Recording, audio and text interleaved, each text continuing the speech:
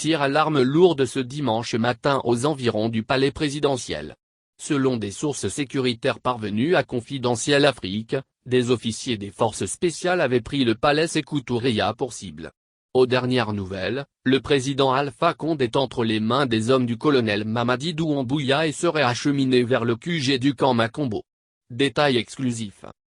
Le colonel Mamadi Doumbouya, un ancien légionnaire de l'armée française et le nouvel homme fort de Conakry. Selon des informations exclusives obtenues par Confidentiel Afrique, c'est lui qui a pris la tête du peloton des opérations de déposer du pouvoir le président Alpha Condé, 83 ans, à la tête du pays depuis 2010. Le chef des mutins avait été arrêté depuis un mois et transféré au camp du Breka. Son arrestation avait fait grincer des dents au sommet de l'armée guinéenne et braqué certains jeunes officiers contre le ministre de la Défense Mamadi Diané et l'entourage immédiat du clan présidentiel. L'affaire n'avait choqué personne au palais de Conakry.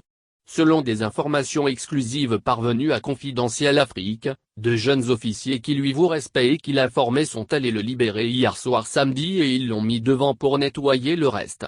Une forte résistance a eu lieu de 11-12 H au camp présidentiel avant qu'Alpha ne soit lâché par sa garde rapprochée et les tireurs commando du palais.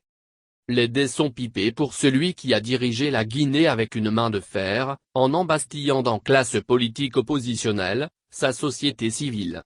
L'économie est au trépas et les régies financières de l'État asséchées depuis la réélection du président Alpha Condé, suite au forcing de son troisième mandat, qui a engendré plus d'une 50 de morts.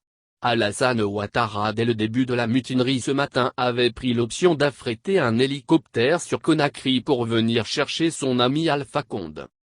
Cette mutinerie intervient 4 jours après le retour du président Alpha Condé de ses vacances estivales effectuées sur l'île paradisiaque de la Moelle en Italie, un domaine appartenant au milliardaire éthiopien d'origine juive.